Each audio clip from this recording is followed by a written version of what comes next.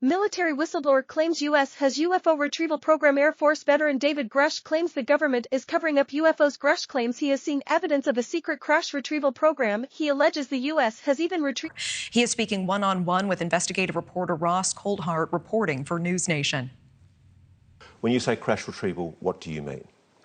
These are retrieving non-human origin technical vehicles, call it spacecraft if you will. It's probably not the right parlance, but no kidding, non-human, exotic origin vehicles that have either landed or crashed. We have spacecraft from another species. We do, yeah. How many? Quite a number. All right, tune into Vargas tonight at 6 p.m. Eastern, a worldwide TV exclusive you will only see on News Nation. News Nation, an Air Force veteran and former member of the National Geospatial Intelligence Agency, is coming forward with information on what he claims are extraterrestrial craft recovered and kept secret by the U.S. government. Blurry videos of unidentified flying objects have long been a staple of those looking for evidence that stories of UFOs may not be conspiracy theories.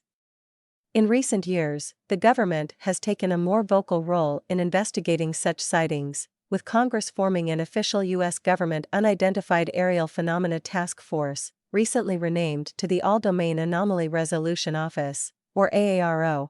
At the same time, NASA and other government agencies have repeatedly said there is no credible evidence of extraterrestrial activity on Earth.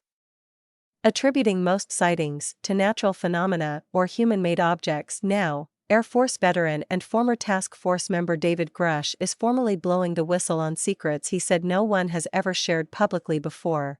Grush spoke exclusively to award-winning investigative journalist Ross Coulthart, reporting for News Nation.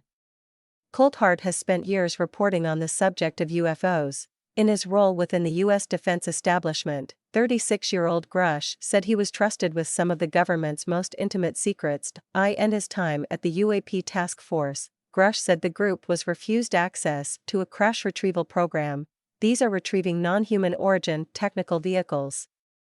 Call it spacecraft if you will, non-human exotic origin vehicles that have either landed or crashed, Grush said. According to Grush, that includes spacecraft from quite a number of other species. I thought it was totally nuts, and I thought at first I was being deceived. It was a ruse, Grush told Coulthart. People started to confide in me. Approach me. I have plenty of senior, former, intelligence officers that came to me, many of which I knew almost my whole career, that confided in me that they were part of a program. Grush said those officials named the program, which he had never heard of before. They told me, based on their oral testimony, and they provided me documents and other proof, that there was in fact a program that the UAP task force was not read into, he said. Grush alleges the U.S. government has recovered non-human craft for decades.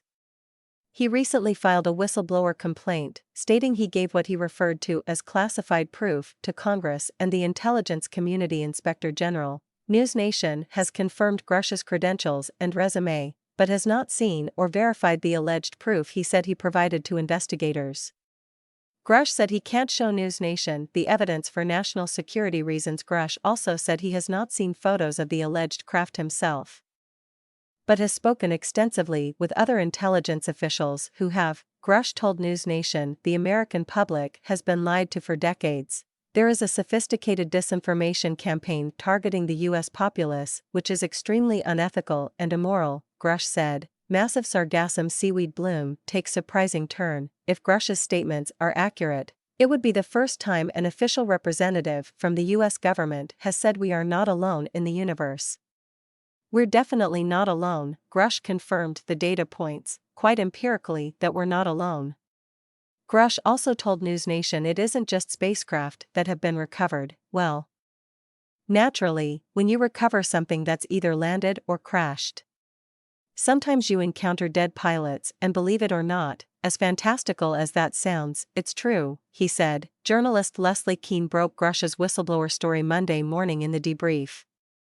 Her career has been mainstream and credible, including a series of exclusive reports on UFOs for the New York Times, dating back to 2017. It is also harder for people to wrap their minds around the Concept of a crashed object from someone else. I think it's easier to accept we see things in the sky we can't explain, she said. Keane said she's had skeptics question her reporting before, noting many who had questions about a 2017 story on a Pentagon UFO program. A program, she said, the government confirmed the existence of 3 years later. According to Keane, she has multiple sources that back up Grush's story. Keane said the lack of documents or photographs from Grush didn't raise red flags for her, though of course she would like to see those documents. The problem with that is all of that information is classified. As we said in the story, everything that Grush told Congress and told the Department of Defense Inspector General. All of that information is classified, Keane said. Grush is aware some people will think he is making his story up, but insists he is speaking the truth. I am for real. I am sitting here at great personal risk and obvious professional risk by talking to you today, he said. News Nation reached out to the Department of Defense for comment on this story. So far, they have not responded.